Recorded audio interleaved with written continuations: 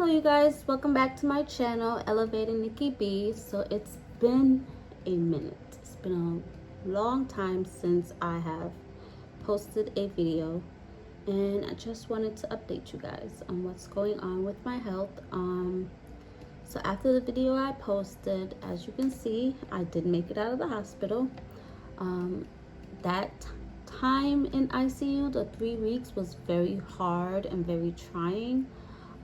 It was a lot going on with my health. They were trying to get the bleeding in my brain to stop, and then once that they kind of got that under control, it was like I kept on having, they call them, I think it's vasospasms or vasospasms, but either way, my brain kept on spasming out. I think it's vasospasms. Yep, vasospasm. My brain kept on doing that because my blood pressure would either drop extremely low or go up extremely high. So they were trying to get my pressure regulated so that way the vasospasms would stop. Because with the vasospasms, I was also getting strokes. So I suffered several strokes while in ICU. So a lot of me being in and out. I remember waking up one day, I think it was like a day or two after my initial admission into the hospital. Fine for 2 days and then out again. And then I woke up and it was like a week later. It was a lot of that. My mom ended up telling me everything that they experienced with me. They told me I was intubated while there. Some of it I remember, some of it I don't. At one point, they had to strap me down, strap my hands down to the hospital bed because in and out of consciousness, I was trying to pull the breathing tube out of my mouth. So they had to strap me down to the bed. I do remember waking up and my hands being strapped to the bed, and the neurosurgeon coming in and talking to me, and her coming close to me and telling me I needed to calm down, and if she unstrapped me, I have to promise I'm not gonna pull the breathing tube out of my throat. And I remember she came close to me and I went like this, and as I went like this, she leaned in and my hand accidentally punched her. So from that point on, that entire time I was in the hospital, she told everyone I punched her. Jokingly though, but it was a lot. Like them trying to regulate my brain. They were playing with a lot of medication. So I was in a lot of pain because they had to make sure that the tube that they had in my brain that was draining all of the blood and fluid out was level. So I suffered a lot of headaches and was in a whole lot of pain. At one point, I felt like I was on some stuff because I felt like a crack baby because they had me begging. Oh, I thought my kids came home. They had me begging for pain medications because they would they didn't want to give me anything strong because they said the stuff that they give that's strong, it can be addictive. So they didn't want to give me anything strong, so they would give me like Tylenol or like lower doses, and it did nothing for me. I was in so much pain and they did nothing for me. So I would beg them to give me a higher dose to stop the pain. But glory be to God, I made it out, walked out of the hospital after being there for, I want to say, 3.5 weeks. The doctors were all amazed that I was able to walk out of the hospital. As you can see, everything with my face went back. I think I had a stroke maybe less than a week before I was released. That's another reason why they were amazed that I was able to get up and walk out of the hospital once they discharged me. So came home, got out just in time to surprise my kids. As they got off the school bus, they were shocked. They were really surprised and happy that I was home. Me and the kids ended up staying at my parents' house for a few weeks because the doctors told my parents that the first couple months after having a ruptured aneurysm is very critical, because that's when I could potentially have more strokes and stuff like that. So stayed with them for a few weeks. My mom likes her silence, so and my kids are messy. I'm not even gonna sugarcoat it. My kids are messy, and my mom is used to just being home by herself. So, you know, we kind of bumped heads a bit, and it was just better for our relationship for me to just come back home early. So I did that, and it was fine. I ended up pushing through. Enjoyed my time being home and being on leave. I think I started back work. At that time, I was fully work from home. So I started back, I think I logged back onto my computer for work. I'm talking to y'all like I'm not supposed to be working right now. Let me see. I'm gonna have to come back and finish this. Okay, let's see if I can work and finish talk to you guys, because I want to get this video out. So came home, I was fine. I logged back on to my computer for work. I want to say maybe sometime in May or April. I started back work, and in May I had my follow-up appointment with my neurosurgeon. They did a CAT scan throughout the time that I got out the hospital. They did a CAT scan, and they also did a what is the procedure called?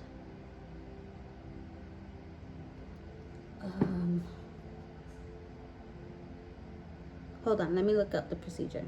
Angiogram, that's what it was. I did several angiograms while I was on leave, and I did a CAT scan. So I had my follow-up appointment with my neurosurgeon. I think it was 3 months after I was released, and they told me that I had to have brain surgery because the aneurysm was growing back, and it was growing back rapidly. So they wanted to put a stop to the growth, since the coils that they put in to stop the bleeding wasn't stopping the aneurysm from growing. They needed to go in and clip it. So in June, I went and I had full-on brain surgery. That's why this part of my hair doesn't match the rest of my hair, because they had to shave all of this off so they can cut into my skull. I think it was, yeah, so they can cut into my skull, all of here. They cut all of here, remove this part of my skull to get into my brain to clip the aneurysm. While in my brain, they found a second aneurysm, so they had to clip 2 aneurysms, and I think I might have had a slight stroke while I had that brain surgery. I don't remember, but walked out and had my surgery the Monday, walked out of the hospital the Wednesday, was at church the Wednesday night giving God praise and thanks. And the Thursday, I was on a flight to Georgia with my kids going on summer vacation. Because I was like, you know what? I'm just going to utilize my time off, because I had to go back on leave. So I took my leave, and when I was on leave, I took my kids out on vacation. They stayed in Georgia. I went to Florida with my best friend, and then they later on met me in Florida, and we stayed at Florida with my brother, and we had a good time. The kids we spent time at Legoland. I think we spent maybe about 2 or 3 days at Legoland, and the kids enjoyed it. They had a good time.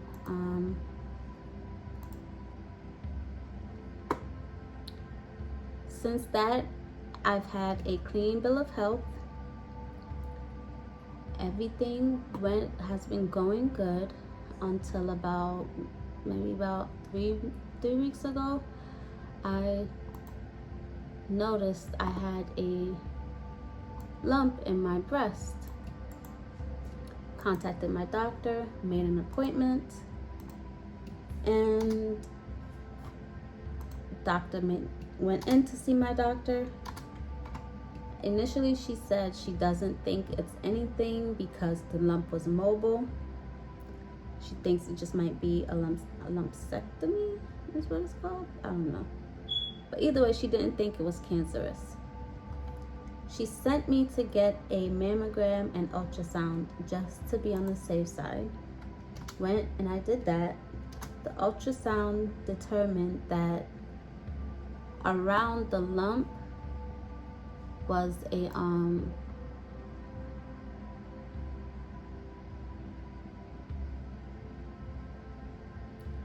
the lump there was a mass. So because there was a mass around the lump, the radiologists decided they wanted to do a biopsy to test the mass that was around the lump. Okay, fine.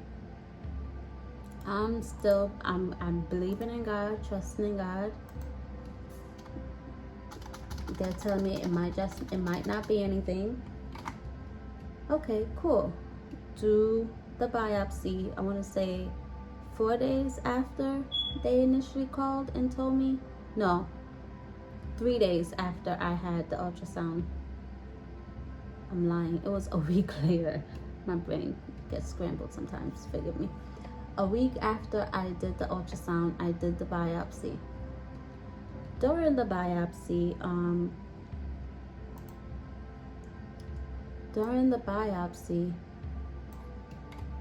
the radiologist was like, oh, I think it's just a cyst. As soon as I inserted the needle, it collapsed, and I'm having to remove a lot of fluids. So I'm like, okay, that's good news. A few days later, I get my results, and it's positive, came back positive for breast cancer. And at first, I want to say I was in shock until I spoke to my mom, and then seeing my mom so heartbroken made me break down and cry. And that's when it really hit me hard, once I seen my mom break down, and then it hit me even harder once my second oldest was told, because she called me crying, snot, everything. So hearing them cry and seeing the emotions from them broke me down and made me sad.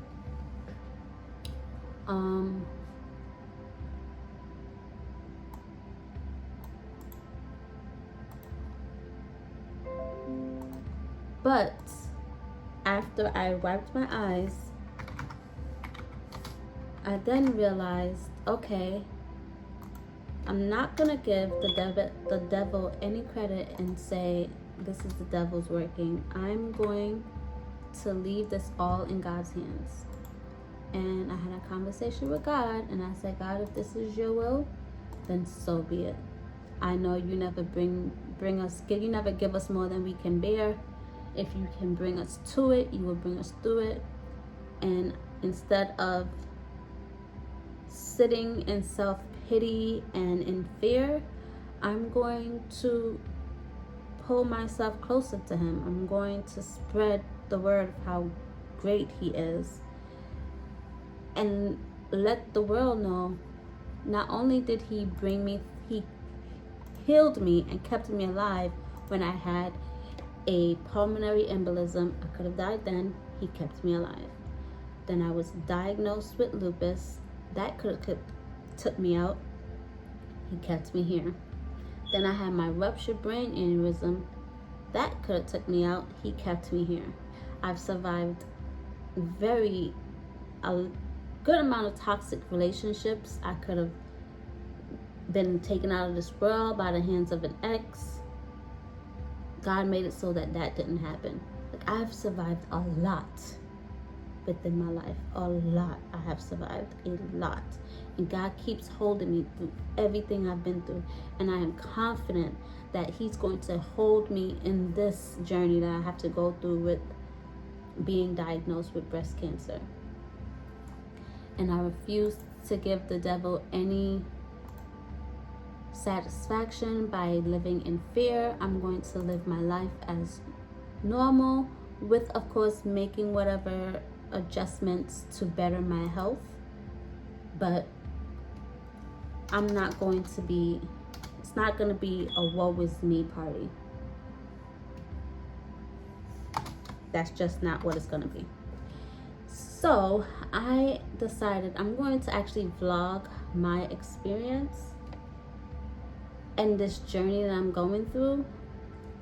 So my vlogs, I'm going to try and upload vlogs weekly, or if I have updates, whenever, if I get updates daily, then I'll do update daily. But I'm going to try and do weekly vlogs, because as well as my health, I also want to just record my kids, to have memories, anything that we do, so that the memories are constantly there. My youngest son is only 3,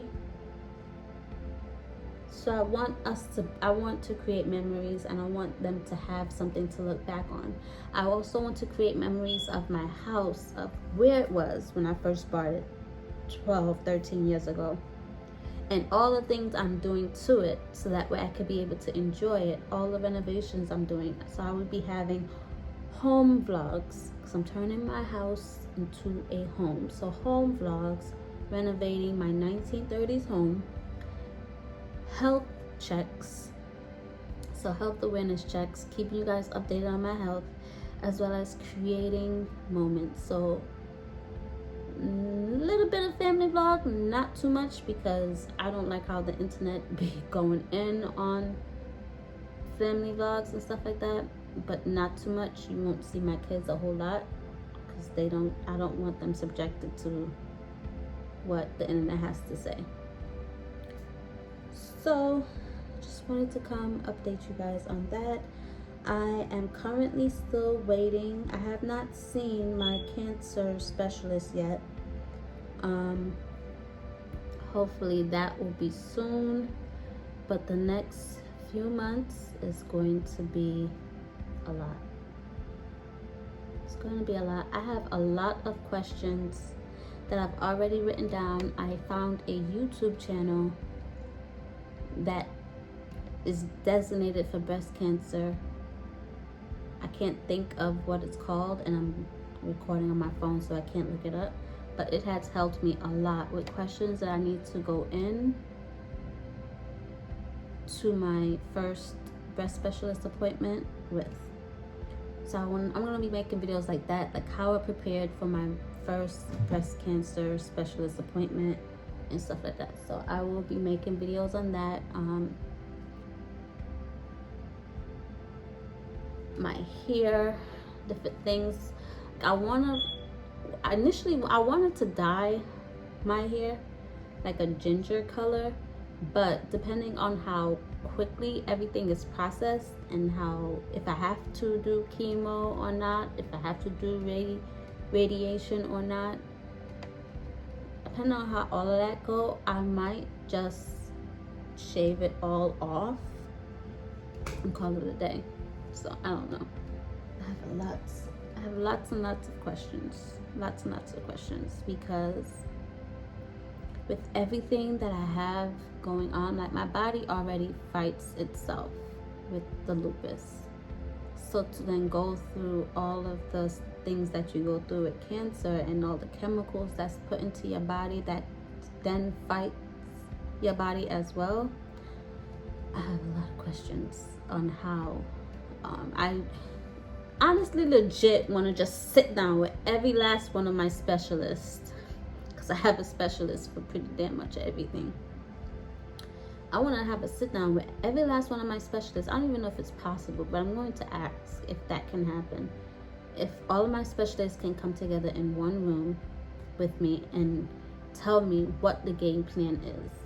How are we going to combat this? I mean, ultimately, what they say don't matter. It's what God says, and He's the ultimate healer. And I know regardless of what, I'm good because I'm in God's hands. I am good because I'm in God's hands, and He's going to show up and show out. And no matter the outcome, He's going to get the glory, and I'm going to be closer to Him.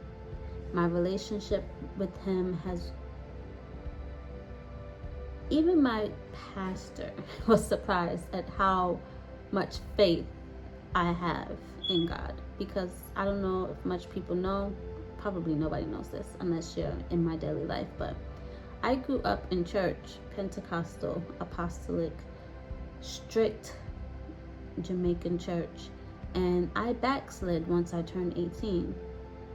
I turned away from God and I backslid.